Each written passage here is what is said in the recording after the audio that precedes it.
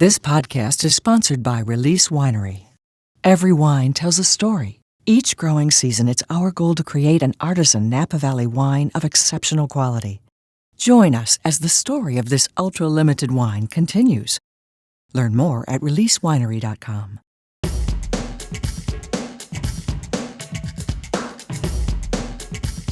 I'm so excited to be in the woods with you. How fun is this? We're not hearing any chirping sounds. No, it's a little unnatural. A little machine sound in the background. I was hoping we would have vineyards in the background, but here we are. We're at one of my favorite newer restaurants here in Chicago called Smyth.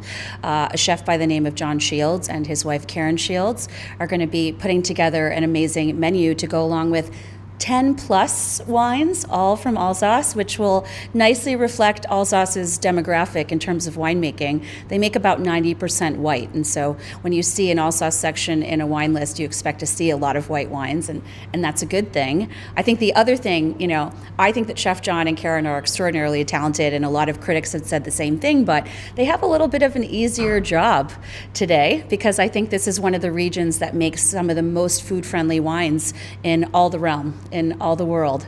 So we did taste all the wines together a couple days ago so they could get their heads wrapped around what we'd be showing everyone at the dinner tonight. And so we'll be tasting these dishes for the first time. They were all custom created.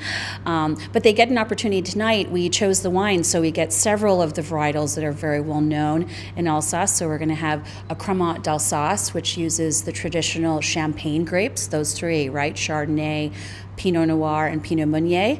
And then we're going to have some single varietals, so wines that are made from one grape. Right, so we're going to have a few whites that are 100% Riesling. We'll see Pinot Gris, which used to be known as Tokay Pinot Gris in Alsace until the lawyers got involved, and now it's just called Pinot Gris, which, as we know, is the same grape as used in Pinot Grigio in Italy, but this version is completely unique because of the soils and all of the terroir you find in Alsace. We're also going to have a Pinot Noir, which you don't see, as I mentioned. Most of the grapes in Alsace make white wines, but they do have some pretty extraordinary old vines and beautiful Pinot Noirs grown in unique soils. And we'll have a Gewürztraminer too, which sometimes can put people into the danger zone, and they get a little scared. I mean, it has accents and lots of syllables, but in the right placement in the meal, a Gewürztraminer it's heaven. So we're going to have that with a cheese course at the end of the meal today, which I think will be fun, because this is one of the most regulated winemaking regions in all the world. There are a bunch of people tasting all the wines before they even make it to the shelf to make sure it's perfect.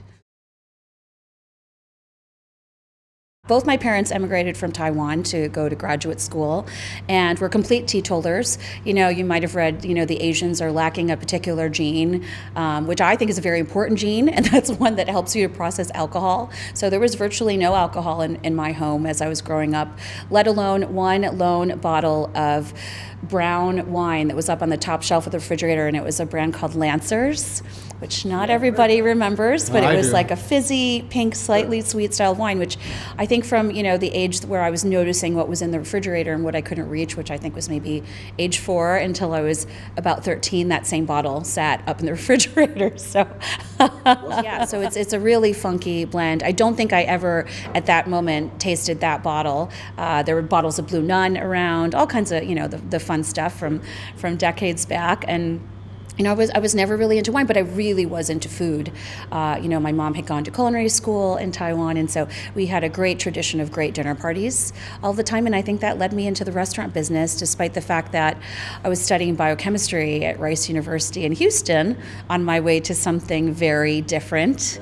But as often happens, we fall in love with wine, we fall in love with food, we fall in love with the sous chef at the hot restaurant in town.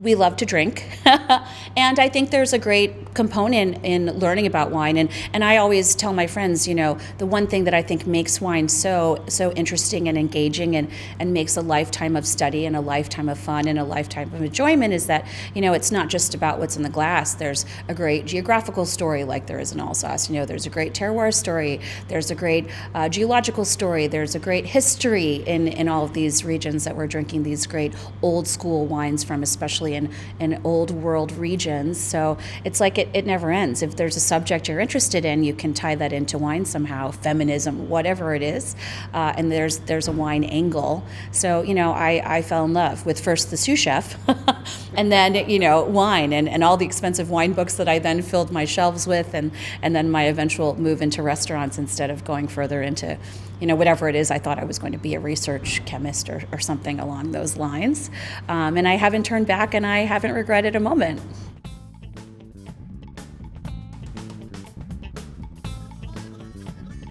This podcast is sponsored by Release Winery.